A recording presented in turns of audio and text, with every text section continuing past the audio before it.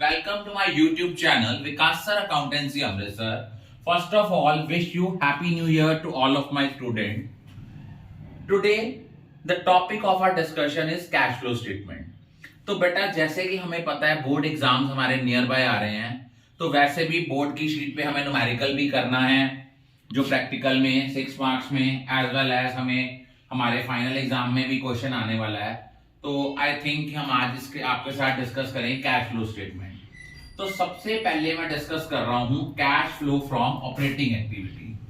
Cash flow from operating activity क्या होता है? एक चीज याद रखना, as per accounting standard 3 we classify the activities into 3 parts. One is operating, second is investing and third is financing. Operating activities वो activities होती हैं जो आपकी प्रिंसिपल रेवेन्यू प्रोड्यूसिंग एक्टिविटीज होती हैं, और इन्वेस्टिंग एक्टिविटीज होती हैं which deals with cell purchase of fixed assets and non current investments. And financing activity which deals with the changes in capital composition, capital structure के changes के साथ जो related है, दैट इज फाइनेंसिंग एक्टिविटी. तो operating activity जब भी आपने calculate करना है, जैसे कि आपने सैंपल पेपर सीबीएसई का अगर ध्यान से देखा हो, तो वहां पे उन्होंने अलग अलग आइटम्स पूछी हैं. जैसे ऑपरेटिंग एक्टिविटी है, तो ऑपरेटिंग एक्टिविटी में फर्स्ट ऑफ ऑल हमें कैलकुलेट करना है net profit before tax and extraordinary item. अब इसको कैसे कैलकुलेट करना है? इसको हमने लेना है सबसे पहले surplus as per statement of profit and loss. अब आप कहोगे सर हमारे पास सरप्लस कैसे आएगा?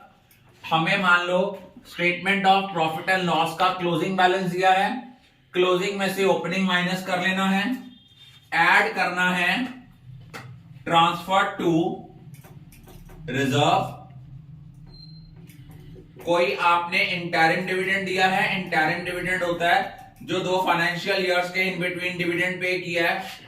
कोई प्रपोज डिविडेंड है आपका प्रीवियस ईयर का, ये हमने ऐड करना है. और हम लोगों ने इसमें क्या ऐड करना है? हम लोगों ने पहले ऐड किया सरप्लस, उसमें ऐड किया transfer to reserve, add interim dividend, add propose dividend previous year का ये लिया. अगर कोई एक्स्ट्रा ऑर्डिनरी आइटम्स जिसको हमने डेबिट किया हुआ था उसको हमने ऐड करना है, रिफंड ऑफ टैक्स माइनस करेंगे. और अगर कोई आपकी एक्स्ट्रा ऑर्डिनरी आइटम है जिसको आपने क्रेडिट किया था, उसको आप क्या करोगे? माइनस करोगे. Is it clear? ये आपके पास आएगा net profit before tax and extraordinary item. फिर हम इनमें नॉन कैश और नॉन ऑपरेटिंग एक्सपेंसेस को ऐड करेंगे. नॉन कैश मीन जो कैश से रिलेटेड नहीं है. फॉर एग्जांपल जो आपके non cash expenses like depreciation, loss on sale of fixed assets.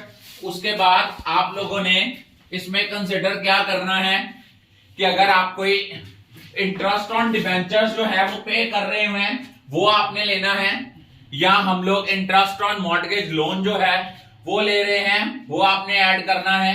Non operating income, non operating incomes क्या होती हैं? For example gain on sale of asset, dividend received, ये माइनस करेंगे.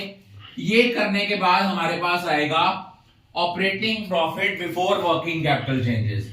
फिर हम करंट एसेट में अगर कोई इंक्रीज हुआ है, कैश एंड कैश इक्विवेलेंट्स को छोड़ के, अगर वो इंक्रीज हुआ है वो क्या शो कर रहा है? आउटफ्लो. अगर डिक्रीज हुआ है वो इनफ्लो. करंट लायबिलिटीज का जो इंक्रीज है वो हमने प्लस करना है except cash credit and bank overdraft. अगर डिक्रीज है तो वो आउटफ्लो है. कैश जनरेटेड फ्रॉम ऑपरेशंस आ गया.